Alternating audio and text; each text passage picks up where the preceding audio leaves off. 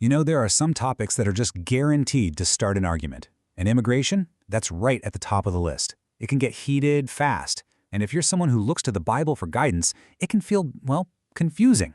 Because on one page, you get these powerful commands to welcome and love the stranger.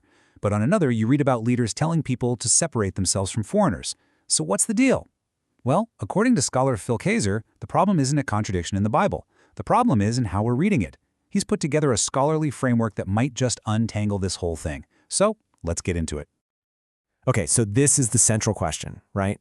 Does the Bible actually give a nation a green light to regulate its own borders? You hear really passionate arguments from people of faith on both sides of this. Some argue for open borders, others for strict controls, and both sides are pointing to Scripture to back themselves up. It honestly feels like a total stalemate, where everyone's just talking past each other.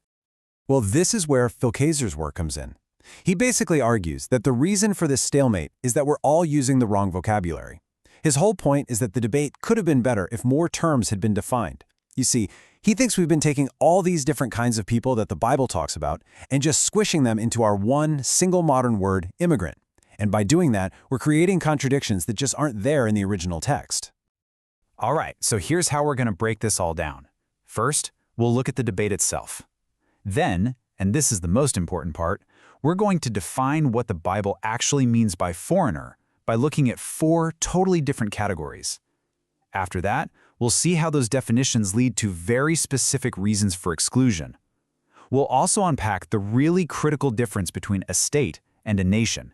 And finally, we'll wrap it all up by asking what this ancient system could possibly mean for us today. So let's start with the debate. You've probably been in one of these conversations, or at least seen one online. Kayser's analysis really came from watching these discussions where it felt like both sides were making some good points, but they were also missing something big. One side correctly points to all the verses about compassion and welcoming people, while the other side correctly points to verses about protecting the nation from outside influences. They're both right, but they're not connecting.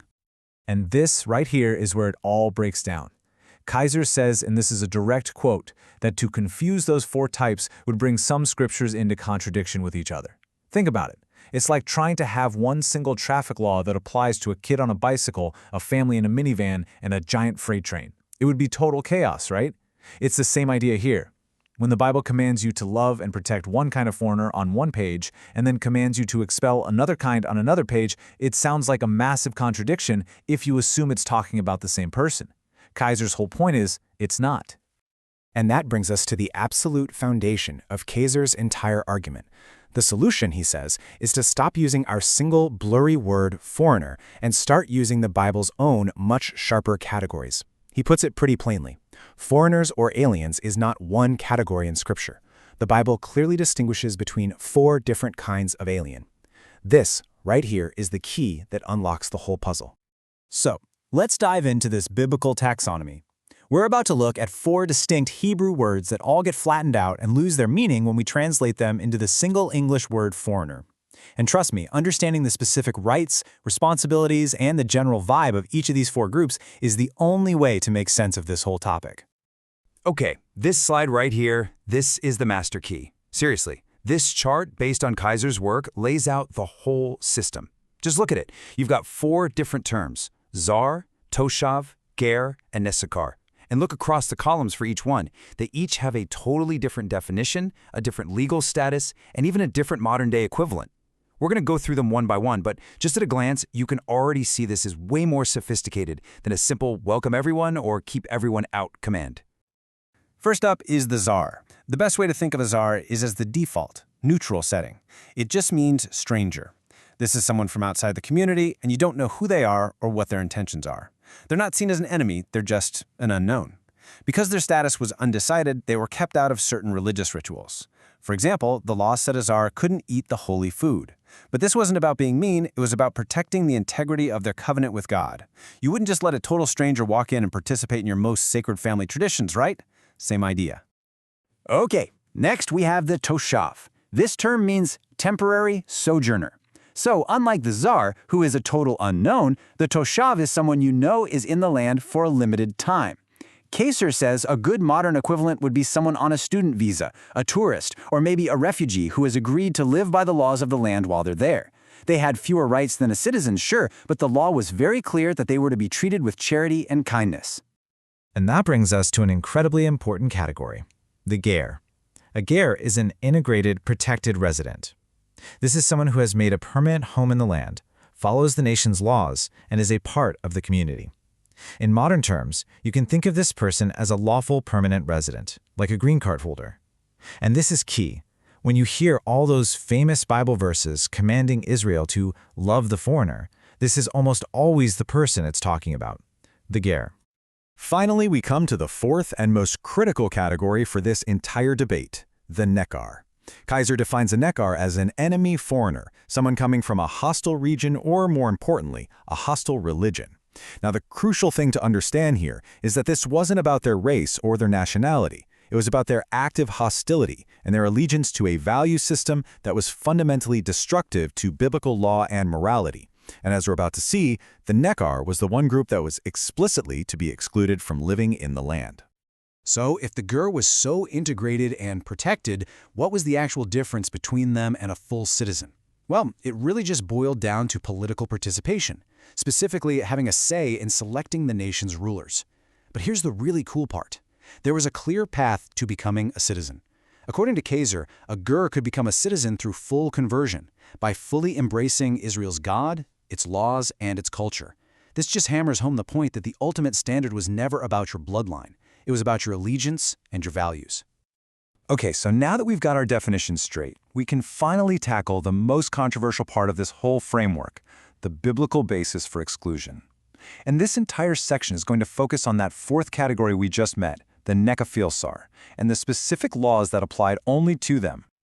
This verse right here from Exodus 23 is what Kaiser identifies as the legal bedrock. They shall not dwell in your land, lest they make you sin against me. Now look closely at the reason given.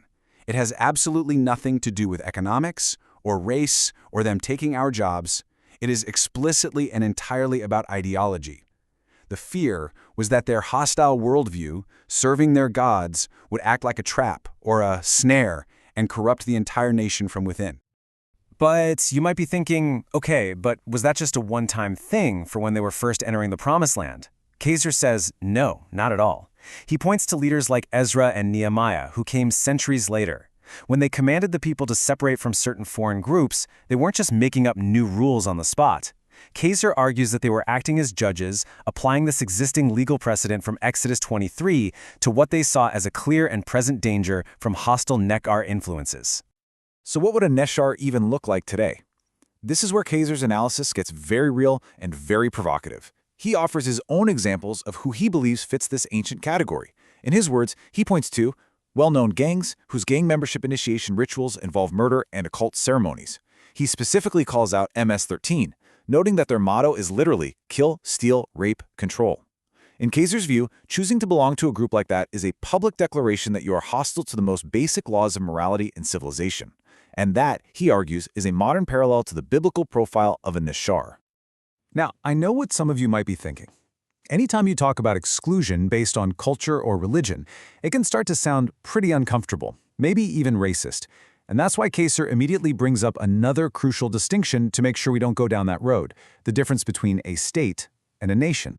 So let's get this crystal clear. A state is a political thing. It's a government with borders and laws. Think of Switzerland. It's one state, but it's made up of people from German, French, and Italian backgrounds. A nation, on the other hand, is a cultural thing. It's a people group, usually united by a common ancestry, language, and culture. Think of the Kurds, a single nation of people who live across several different states. So a state is political, a nation is cultural. And this distinction is everything. Because what Kaiser argues is that the biblical law was designed to create a monocultural state, a place where everyone, no matter their ethnic background, agreed to live by one common set of laws and one common religion. It was never about creating a mono-ethnic nation. I mean, the Old Testament is filled with examples of people from other nations, like Ruth the Moabitess or Uriah the Hittite, who became heroes and loyal members of the state of Israel. The system was about a unity of values, not a uniformity of race. So, we've laid out all the pieces of the puzzle, right? We've got the 4 types of foreigners, the very specific grounds for exclusion, and this critical difference between a political state and an ethnic nation. Now, for our final section, let's bring it all together and ask the big question. What does any of this have to do with us today? So if you walk away with just a few things from Kaiser's framework, let it be these. First, according to this model, regulating immigration is biblically allowed. Second, it's never a blanket ban, it's extremely specific. Third, the only group that can be excluded is the Nefkar, those who are actively hostile to the foundational laws and values of the nation. And fourth, and this is probably the most important takeaway, the entire system is based on your commitment to a culture and a faith, not on your race or where you were born. But Kaiser adds one last really interesting theological layer. He brings up a prophecy in the book of Ezekiel that predicts a time when the ger, that protected resident, shall be to you as native born. He suggests that in the New Covenant, the final civil distinction between a believing citizen and a believing ger is essentially wiped away. This points everything toward a future of even greater civil equality and inclusion for anyone who shares a common faith, no matter their background. And all of this leaves us with one final and pretty challenging question. Kaiser's whole framework is designed for a nation whose laws and culture are built on a biblical foundation. The standard for who belongs is based on their relationship to that worldview. So the question for us today is pretty stark. If a modern nation's laws are secular, if they're no longer based on the Bible, can this ancient faith-based framework even work? Can it still offer us a just and fair model for immigration, or is it a system that belongs to a different time? That's the question we're thinking about.